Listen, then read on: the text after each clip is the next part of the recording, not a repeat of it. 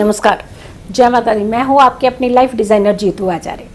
आषाढ़ी अमावस्या है और 28 को है या 29 को है, ये हम वीडियो में बता चुके हैं।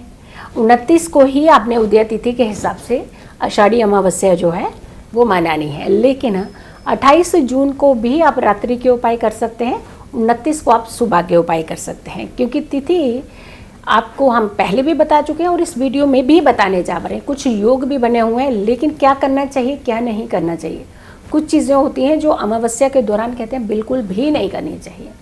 कौन सी है ऐसी चीज़ें जल्दी बताएंगे, लेकिन सबसे पहले आप तिथि की ओर थोड़ा सा फिर से मैं बता देती हूँ कि जो तिथि आपकी शुरू हो रही है वो 28 तारीख को हो रही है। सुबह 5:53 यानी 53 मिनट 5:53 से शुरू हो करके 29 तारीख को सुबह 8:21 तक रहने वाली है। और उदय तिथि जो है वो 29 को है, इसीलिए आपने अमावस्या की जितने रिचुअल्स हैं सुबह वाले, जिसे हम पवित्र नदियों के स्नान करते हैं, तो ये सारे जो रिचुअल्स हैं वो आप 29 को कीजिएगा, लेकिन 28 की शाम के रात्रि के उपाय आप कर सकते हैं।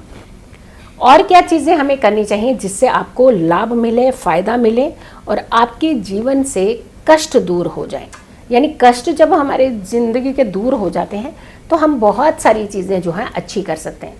अब सबसे बड़ी बात आती है, जो यंग जनरेशन होती है वो इन चीज़ों को नहीं मानती, कहते हम नहीं मानते जी, चाहे अमावस्या हो चाहे पूर्णिमा हो, हमें कोई फ़र्क नहीं पड़ता। उनके लिए सारे दिन जो होते हैं वो प्यार भरे वाले ही होते हैं। लेकिन जब ज़िंदगी के ऊपर कहीं ना कहीं आकर के उनके तनाव आता है, फिर वो भागते हैं उपाय करने के लिए। तो तनाव आए ही क्यों आप पहले ही कुछ प्रिकॉशंस नहीं लेते हैं। अभी जो प्रॉपर मैरिज होती है, जो आप परिवार को साथ में लेकर के मैरिज करते हैं, वो तो अमावस्या की तिथि के योग नहीं निकालेंगे। किसी आप विद्वान ब्राह्मण से भी अगर आप अपने योग निकलवाते हैं तो वो आपको अमावस्या की कुछ खास पर्टिकुलर डेज होते हैं जहां आपको बताया जाता है कि यहाँ शादी कर सकते हैं। लेकिन आप खुद स्वयं सर्वोपरि खुद ही फैसले लेने हैं, खुद ही जज, खुद ही आप सब कुछ करना चाहते हैं, तो आपको कहीं ना कहीं दिक्कतें जब आती हैं तो फिर आप भागने लगते हैं इधर से उधर। तो आपको ये ध्यान रखना है, लव मैरिज नहीं कीजिएगा, क्योंकि लव मैरिज को आपको लगता है कि कोई समय तो है नहीं, हम कर सकते हैं, उसमें क्या है, लव किया है हम शादी कर लेंगे कि हम तो रह ही नहीं सकते एक दूसरे के बिना, और फिर बाद में कहते हैं कि हम रहना ही नहीं चाहते एक दूसरे के साथ। तो यानी बिल्कुल ड्रास्टिक अपोजिट हो जाता है आपका ये सारी सिचुएशन। तो लव मैरिज अमावस्या तिथि पर नहीं कीजिएगा, ये ध्यान रखिएगा।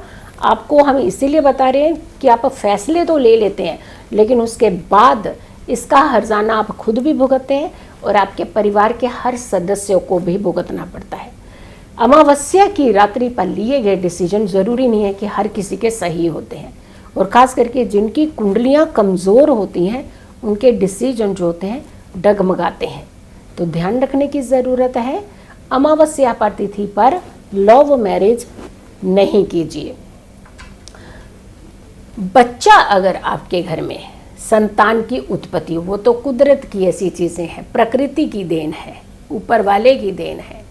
तो जब बच्चे का जन्म होता है यहाँ तो रोक नहीं है, क्योंकि ये तो ऊपर वाले की सृष्टि ने रचा हुआ है, तो ये तो आपके और हमारे हाथ नहीं है। हमने प्रकृति के साथ खिलवाड़ करना तो शुरू कर दिया है, अपनी मन मर्जी से चल रही हैं हर चीज़ें। लेकिन अगर ऊपर वाले की देन के हिसाब से चलते हैं तो बच्चा आपके घर में जन्म लेता है, तो आपको ऐसे समय में अपने घर में पूजा पाठ ज़रूर करानी चाहिए। अब अशुद्धता होती है, कहते हैं कि अशुद्धता के समय में पूजा पाठ नहीं कराए जाते घर में, बिल्कुल ठीक बात है। लेकिन मंत्र जाप करने के लिए किसने मना किया? अमावस्या पे भी तो मंत्र जाप होते हैं, ग्रहण में भी मंत्र जाप होते हैं। वाइब्रेशंस आप अपने घर की अच्छी बना सकते हैं, मंत्र जाप उच्चारण कीजिए। पंडित जी को बोल दीजिए कि बच्चे के नाम से कुछ मंत्रों का जाप कर दीजिए, शांति पाठ करा लीजिए। ये सारी चीज़ें जो हैं वो अपने मंदिर में भी कर सकते हैं, ज़रूरी नहीं आपके घर के अंदर ही करना है। वहाँ बैठ कर के भी आपके बच्चे के लिए कुछ अच्छी पूजा, अच्छे जाप, ये सब कर सकते हैं, कुछ अच्छे मंत्रों के जाप कर सकते हैं। घर के अंदर से अमावस्या के दान दे सकते हैं आप और बाकी सारे जोत नहीं जलाना, ये सब चीज़ें नहीं कर सकते। लेकिन आपको दान में किसने रोका है?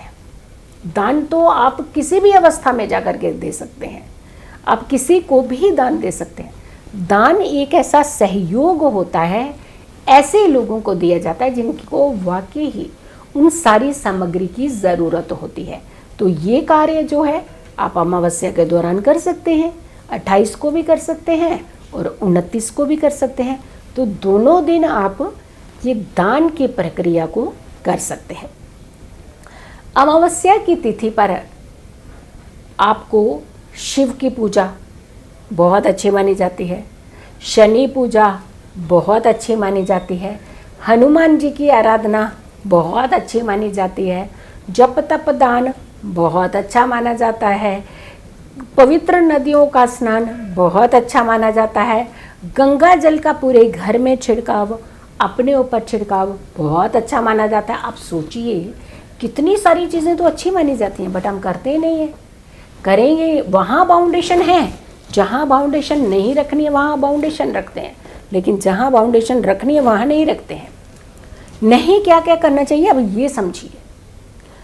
बच्चों को देर रात तक बाहर नहीं रहने देने चाहिए, मांस मदिरा का सेवन नहीं करने देना चाहिए। अमावस्या की रात में विचलित होते हैं हमारे बच्चे, और ख़ास करके वो बच्चे जिनकी कुंडलियों का चंद्रमा अच्छा नहीं होता है, वो गलत डिसीजनों के शिकार हो जाते हैं, गलत संगति के शिकार हो जाते हैं, गलत फैसलों की तरफ अपने कदम बढ़ा देते हैं। लेकिन उसका हर्जाना सिर्फ एक अमावस्या की रात्रि में हुआ कारनामा पूरी जिंदगी उसे भी और उनके खानदान को भुगतना पड़ता है। तो क्यों ना हम थोड़ा सा अटेंटिव रहें इस समय में। अमावस्या के दौरान पति पत्नी को संबंध नहीं बनाने चाहिए, और ख़ास करके जो नए नवेले दुल्हन दुल्हन होते हैं, जोड़े होते हैं, उन्हें खास ध्यान रखने की ज़रूरत होती है। कहते हैं कि इस दौरान जन्म लेने वाली संतान को कहीं ना कहीं दिक्कतों का सामना करना पड़ता है। अब जब कोई ऐसी समय होते हैं जहाँ एकदम चंद्रमा पीक पर हो और एकदम चंद्रमा डाउन स्थिति में हो, ऐसे टाइम पर आपको बहुत प्रिकॉशंस की ज़रूरत होती है। आपके एक फैसले से किसी का जीवन जो है वो निर्भर होता है। तो आपने कोई ऐसा फैसला नहीं लेना है जहां आप स्वयं को भी खतरे में डालें और आपके आने वाले संतान को भी आप खतरे में डाल सकें। कहते हैं ना, घर के बड़े बुजुर्ग होते हैं ना, वो हमें अच्छे नहीं लगते हैं, इसीलिए नहीं लगते क्योंकि वो अच्छी शिक्षा देते हैं बच्चों को। खास करके वो अच्छा पसंद ही नहीं होता उनके साथ बैठना, आएंगे थोड़ा सा समय व्यतीत करेंगे निकल लेंगे, क्योंकि ये हैबिट हमने उनके साथ नहीं बनाई है। अगर पेरेंट्स ये काम करते होते तो आज बच्चे भी वो काम करेंगे। अगर पेरेंट्स को आदत होती अपने माता पिता के साथ बैठने की, समय बिताने की, तो भाग नहीं रहे होते, तो आज आपके बच्चे भी अपने दादा दादी के साथ ज़रूर बैठेंगे और कल आने वाले टाइम में आपके साथ बैठेंगे। तो कैसी नींव आप डाल रहे हैं ये आपके ऊपर निर्भर करती है। इसीलिए हम आपको बहुत सारी चीज़ें साथ साथ बताते रहते हैं कि सुधार करना हमारे जीवन में बहुत ज़रूरी होता है।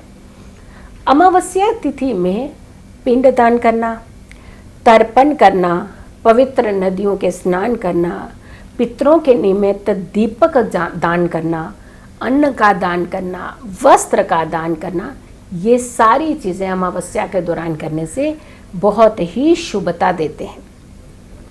अमावस्या के दिन की अमावस्या, जैसे उदया तिथि की हम बात करें 29 की है, तो 29 को कहते हैं कि आपको पेड़ पौधे लगाने चाहिए।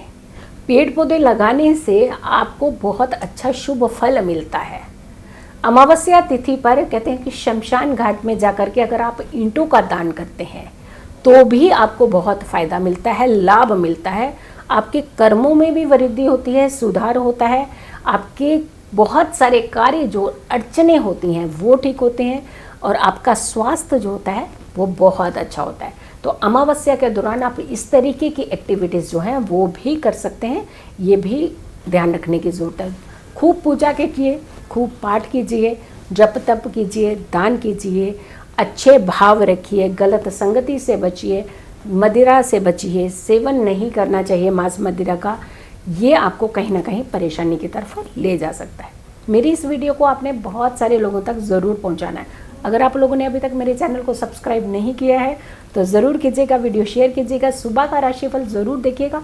हो सकता है आपने कुंडली की डिटेल इस वीडियो में डाली हो, लेकिन आपको आंसर मिलेगा सुबह 6 बजे वाली वीडियो में, मेरे राशिफल में, जो हर दिन आपको राशिफल भी दिया जाता है, बर्थडे टिप भी होता है और साथ के साथ अक्षर भी होता है, इसके अलावा लकी कुंडली भी होती है।